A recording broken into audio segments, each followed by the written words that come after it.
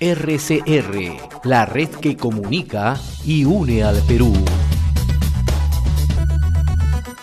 Nosotros seguimos recabando información de especialistas, de analistas, respecto a cuál es la mirada, cuál es la proyección frente a el nuevo gabinete ministerial que encabeza Pedro Cateriano Bellido, ¿no? Comentábamos que una de las primeras acciones que ha tomado Pedro Cateriano ha sido llegar hoy al Congreso de la República, se ha reunido con el titular del Legislativo, Manuel Merino de Lama, y ha ofrecido trabajo más cercano, más cohesionado entre el Ejecutivo y el Legislativo, ¿no?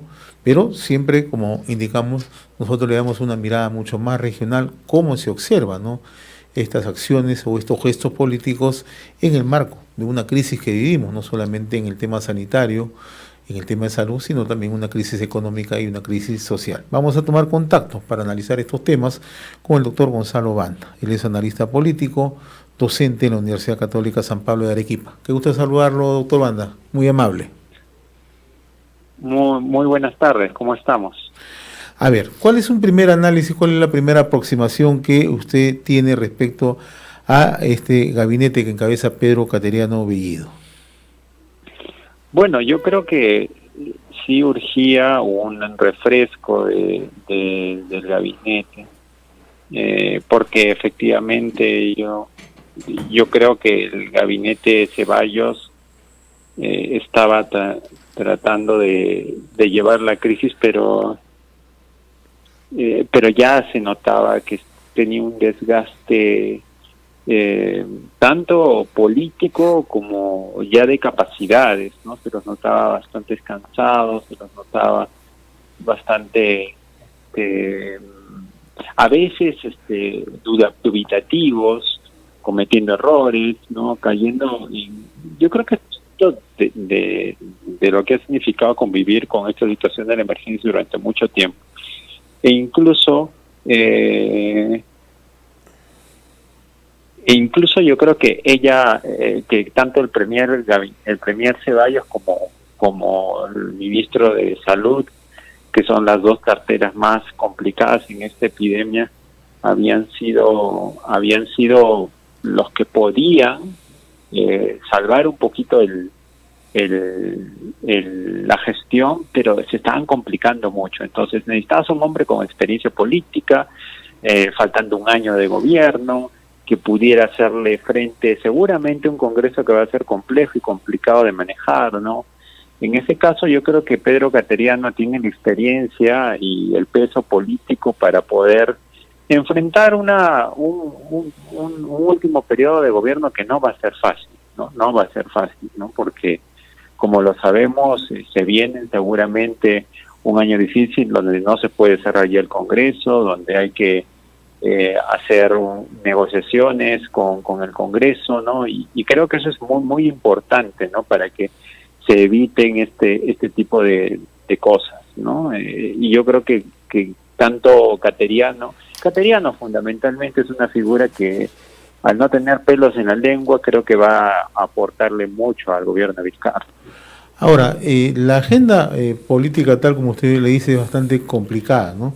Porque uno es la crisis sanitaria, la crisis de salud, ¿no? Somos el quinto país en el mundo que tiene mayor prevalencia, mayor número de casos y también un alto número de fallecimientos. En el Perú, de manera oficial, hablamos de 11.000, pero a nivel internacional y tomando las propias cifras de fallecimientos, se hablan de 40.000. El otro tema es el tema económico, ¿no? Ayer, por ejemplo, el Instituto Nacional de Estadística e Informática ya habló de una caída en mayo del 32%. Conversábamos muy temprano con un representante de ADES, que es la Asociación de Exportadores, y también las exportaciones han tenido 26% de retroceso en el mes de mayo. Ni qué decir de la generación de empleo, ¿no?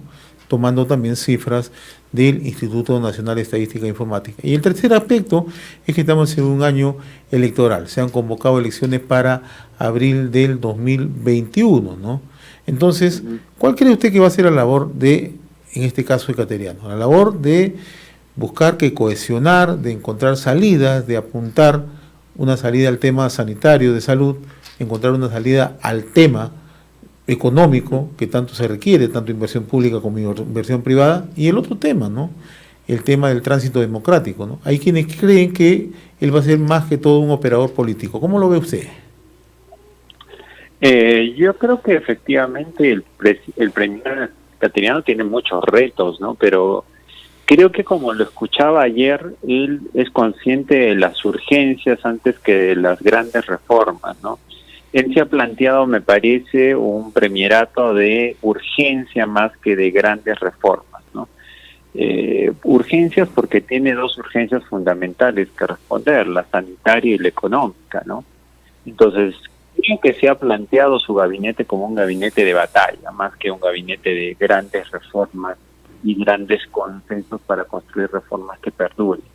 Él entiende, creo que tanto en el sector salud como en el sector economía hay que realmente transmitir una confianza tanto al inversor privado como al ciudadano común, que no se estaba transmitiendo con el gabinete Ceballos, que ya había tenido muchos roces con la empresa privada y con los gremios empresariales, ¿no? Entonces, creo que Cateriano es un hombre que proviene incluso de la agenda política liberal peruana, ¿no? Vinculado en un inicio con el Fredemo de Vargas Llosa. Es un hombre que goza de credibilidad en cierta parte del sector empresarial. Yo creo que le va a hacer muy bien al presidente Vizcarra, cosa que el señor Ceballos no gozaba, ¿no? O sea, al contrario, gozaba de una gran antipatía entre ese sector, ¿no? Allí en el tema económico encontramos una diferencia sustancial, ¿no? Por un lado, el gabinete de Vicente Ceballos era un gabinete más próximo a un pensamiento de izquierda, más próximo a una visión estatista, ¿no? Y ayer hemos visto que Pedro Cateriano dice, no, nos vamos a sentar con los empresarios porque queremos apuntar las inversiones, queremos derrotar la pobreza, pero para derrotar la pobreza hay que generar riqueza, ¿no? Pero allí muy importantes son justamente las señales, ¿no? Y un punto de distensión va a ser justamente las inversiones, ¿no? Si se abren o no se abren las inversiones. Y si en esta capacidad está el presidente de la República, que también, y usted mejor que nadie, en Arequipa saben que el presidente ha tenido una posición muy dubitativa, ¿no? Además, un discurso muy ambivalente frente a las inversiones, en el caso de Tía María, ¿no? Sí, yo creo que una de las debilidades del discurso del presidente Vizcarra ha sido enfrentar precisamente los diferentes problemas que ha tenido el Perú de una manera, creo que en asuntos empresariales. Tú acabas de decir el asunto de Tía María, por ejemplo. Creo yo que efectivamente ha habido muchas idas y venidas, ¿no? Lo que necesitamos por lo menos es un vocero político que, aunque sea, responda con mayor claridad ante esas dudas, ¿no? Yo no sé si Cateriano va a terminar siendo o jugándose por completo por la reactivación de los grandes proyectos de inversión privada que existen, pero por lo menos sé que Cateriano sí va a hablar un poco más claro con respecto a esos temas, ¿no? Ahora, usted desde la posición en que están, desde las regiones, ¿cómo observa que esto es un cambio sustancial, por ejemplo, de una visión, como se ha llamado en un momento determinado, de una visión que se manejaba con sesgo ideológico, ¿no? Desde una posición de izquierda hacia un giro más liberal de promoción de inversiones? No creo que tenga tampoco tiempo de plantear esa agenda liberal, pero por lo menos creo que puede plantear a una agenda de reactivación económica agresiva, ¿no?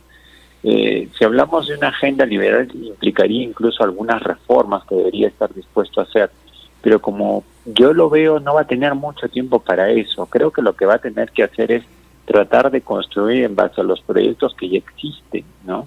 Y tratar de destrabar aquellos que se estaban a punto de lanzar, ¿no? Yo sí veo en eso a un hombre que puede hacerlo, ¿no? Y veo que tiene la experiencia como para hacerlo. Ojalá pueda hacerlo, ¿no? Ahora, Una cosa es lo que vaya a creer Cateriano y otra cosa es lo que el presidente esté convencido de hacer. Acordémonos que el presidente también tiene una lectura política de las situaciones, ¿no? Y finalmente Cateriano es premier del presidente, ¿no? Pero no le va a quedar de otra, ¿no? La única manera de tirar para adelante un poquito el crecimiento económico va a ser reactivando esos grandes proyectos, tanto de inversión pública como privada, que están frenados. Cuando usted habla de grandes proyectos, en el caso de Arequipa, por ejemplo, estamos hablando de Tía María, ¿cree que eso podría finalmente destrabarse o eso, o desde Arequipa ustedes ven que eso es más complicado? Yo creo que en el caso de Arequipa, Tía María es un proyecto que en este momento seguramente va a ser incorporado rápidamente al debate público, ¿no? Porque va a haber seguramente una parte de la población que se va a seguir oponiendo, pero va a haber una parte de la población, y habría que hacer un estudio de campo ahí, que seguramente producto de la recesión económica va a creer con legítimas expectativas que necesita a un horizonte de crecimiento económico en el corto plazo.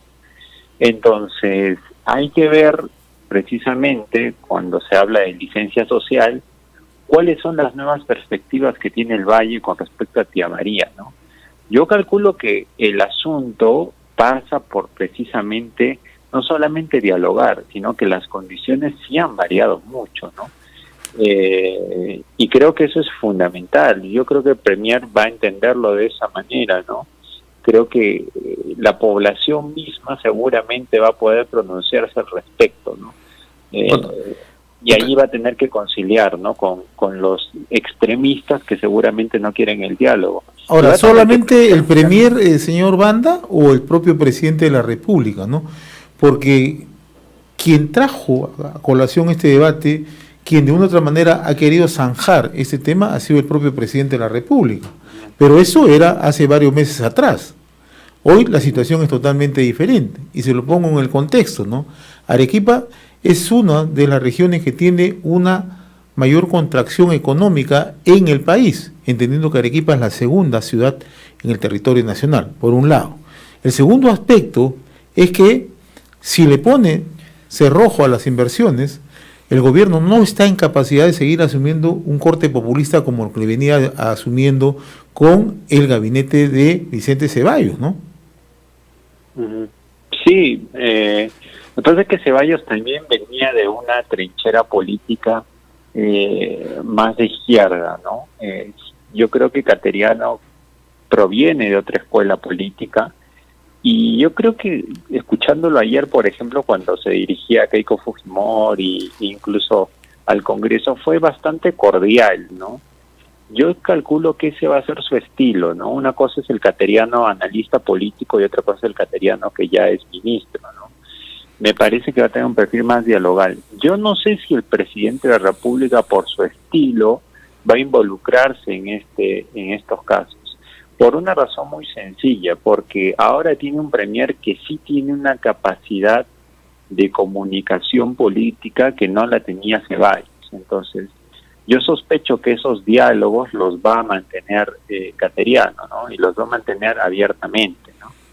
Bueno, en eso sí queda claro, ¿no? Porque en realidad cuando veíamos el manejo durante este tema de la pandemia, durante este periodo de la pandemia, se suponía que tenía que haber un vocero, ¿no? Bueno, el presidente se asumió eso a través de su conferencia de prensa, pero en el día a día, en la comunicación permanente, porque esto es un proceso que evoluciona hora tras hora, veíamos que hablaba el ministro de Defensa, salía el ministro de Salud, hablaba, todos hablaban, ¿no? Y a veces se contradecían entre ellos, y finalmente cuando el Ministerio de Economía, hemos visto que cuando trataba de impulsar el aparato productivo, a dar algunas medidas que favorezcan entonces el acercamiento y la promoción de algunos proyectos y volver otra vez, ¿no?, a reactivar la economía, inmediatamente veíamos que había otro sector en salud, en trabajo, en producción y en la propia PCM que matizaban este tema y trataban de neutralizar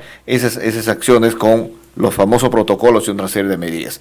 Eso es en ese contexto. Ahora, Cateriano tiene capacidad para comunicar, pero obviamente va a comunicar lo que se ponga de acuerdo con el presidente. Pero en ese tema, por ejemplo, en el caso de Tía María, es un tema muy, muy interesante, ¿no? Porque el presidente es el que ha señalado una posición respecto a eso. No lo ha hecho el premier, no lo ha hecho un ministro, es el propio presidente. Entonces el presidente tendría que dar marcha atrás respecto a eso. Pero hay otro aspecto sustancial que quisiera preguntarle a usted. El tema del gobierno regional de Arequipa, que ha sido uno de los aliados, mejor dicho, en esta paralización de tema de Tía María, ¿no? A estas instancias, usted ha mencionado, por ejemplo, que ha habido un cambio cualitativo en lo político, en lo social también, con esta pandemia, y que habría algún sector de la población dispuesto a discutir este tema más allá de cerrarse en sí a que ese proyecto no va. Entonces, si es así, ¿qué fuerza, no, y qué factor fundamental qué papel fundamental pueden jugar las organizaciones en Arequipa de la mano, por ejemplo, de un gobierno regional o una gobernación regional? Sí, yo creo que lo que pasa es que el caso del gobierno regional de Arequipa creo que está muy debilitado de cara a la opinión pública por el manejo que ha tenido de la epidemia, ¿no? Es un manejo que ha sido en muchos casos muy cuestionado, ¿no? Con respuestas tardías y a veces con discursos políticos contradictorios. Entonces me parece que el gobernador regional en este momento no sé si va a ser un aliado estratégico en la promoción de la inversión público-privada, ¿no?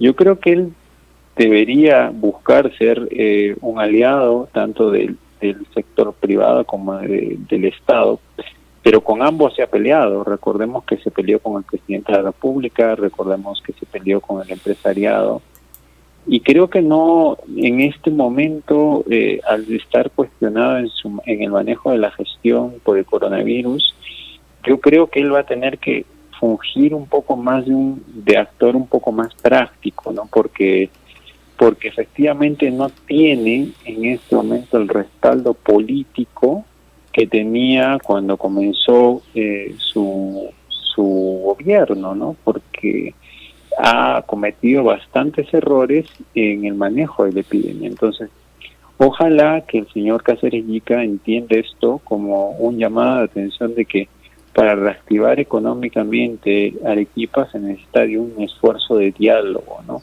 De diálogo entre todos los actores involucrados, ¿no? Y que no se puede decir simplemente no sin haber dialogado, ¿no?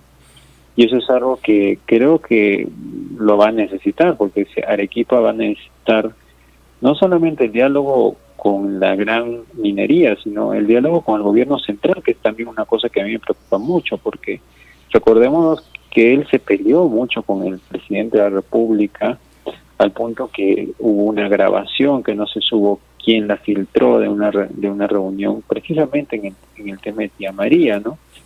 Y esos desencuentros que hubo creo que son cosas que el premier cateriano va a tener que limar asperezas con el gobernador regional, ¿no?